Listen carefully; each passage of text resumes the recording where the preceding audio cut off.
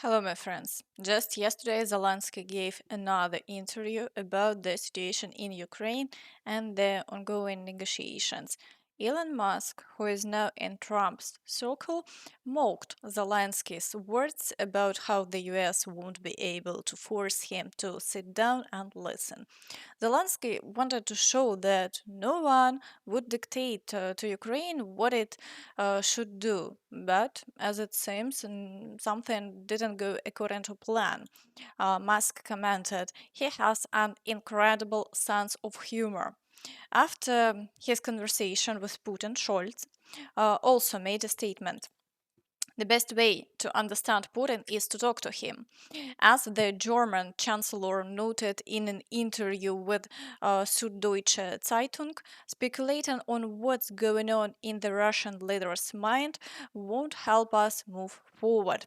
Clearly, Scholz's tone has shifted. Meanwhile, active fighting continues across the entire front line for control of populated areas.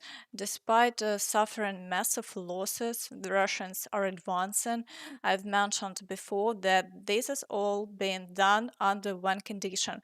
Putin knows that the front line will eventually hold, so they want to capture as much territory as possible while they still can.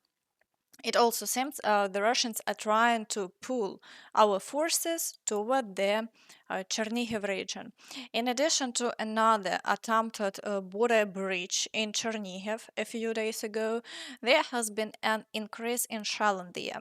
Last night, explosions were reported, with initial reports suggesting they were caused by cruise missiles. Meanwhile, Russian military bloggers are even claiming that part of the Chernihiv region is under their control. How accurate this is remains unknown, and we await a statement from the Ukrainian side. In any case, attacks in this direction primarily benefits the Russian. If they manage to establish a foothold in Chernihiv, they could create a buffer zone here. If not, they still succeed in drawing forces away from the hotspots on the front line, potentially gaining ground elsewhere. So, in any scenario, Russia stands to benefit. The situation is far from simple. In the Kursk direction, the Russians have been unable to regain control over the entire area. They managed some minor advances, but progress has now stalled. Russian military bloggers report catastrophic losses with insufficient reserves to launch a strong counteroffensive. Recent reports claim that 50,000 Russian troops and over 10,000 North Koreans are gathered in the area, yet no significant changes have occurred. However, holding these positions on Russian territory also requires substantial resources from the Ukrainian forces. In the Kharkiv direction, the Russians have become somewhat more active, attempting attacks near the village of Vysoka Yaruha. Border skirmishes have been recorded, but there are still no shifts along the front line. Fighting continues in Vovchansk, but since the Ukrainian forces regained control over the plant there, the situation remains stable.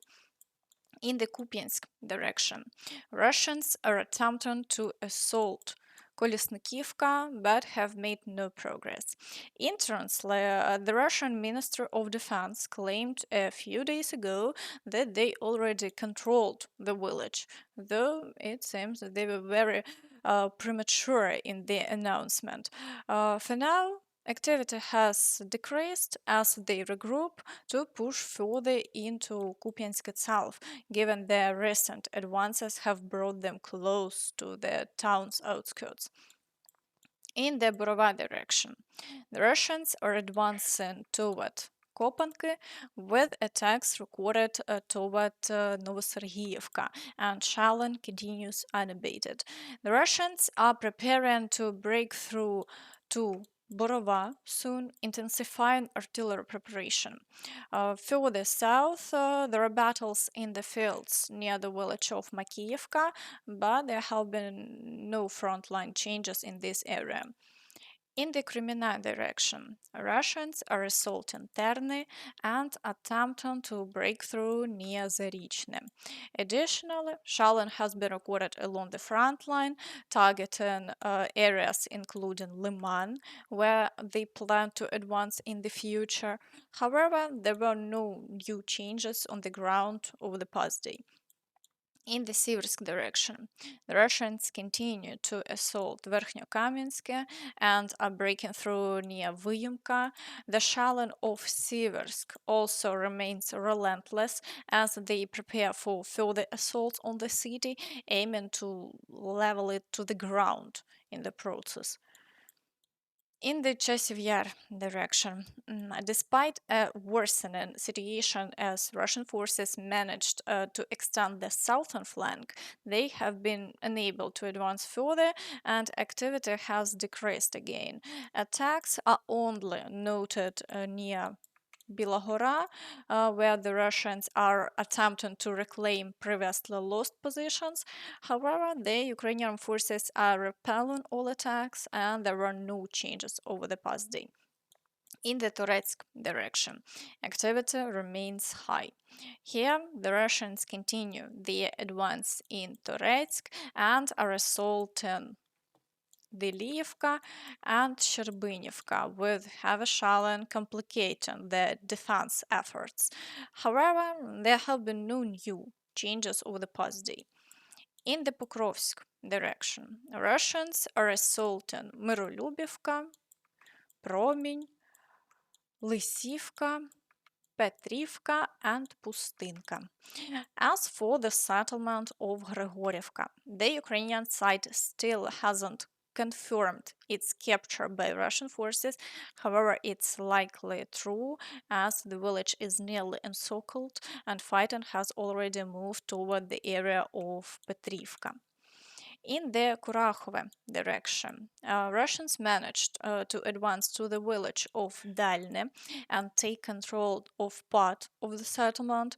Otherwise, there have been no new advances, and the speed of progress has noticeably slowed, which is encouraging, though heavy fighting continues for Novodmitrivka. They are attempting to break through near Voznesenka and are assaulting Berestki, Antonivka, and Trudove.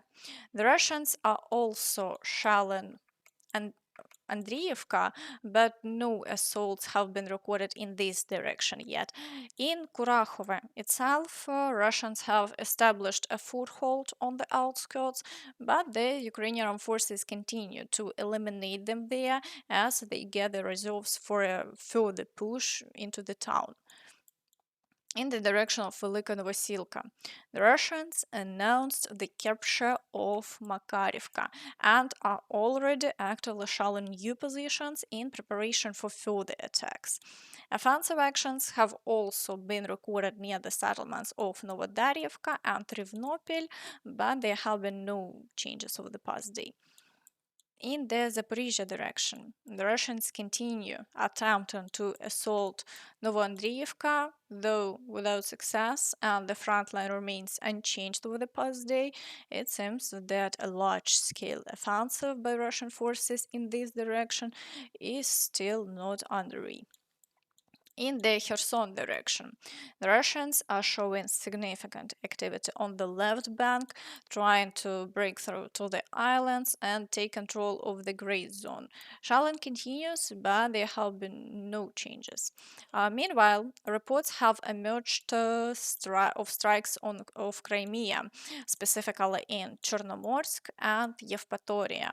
This indicates that the Ukrainian forces continue to target Russian bases, However, there is no talk of the liberation of Crimea anymore.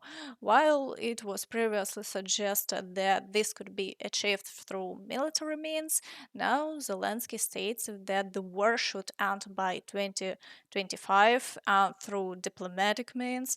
This essentially confirms that he acknowledges it will be impossible to achieve victory on the battlefield.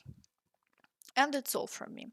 So please don't forget to like this video, subscribe to the channel, and hit the notification bell to stay updated on all the latest news. Thank you for watching and see you next time. Bye bye.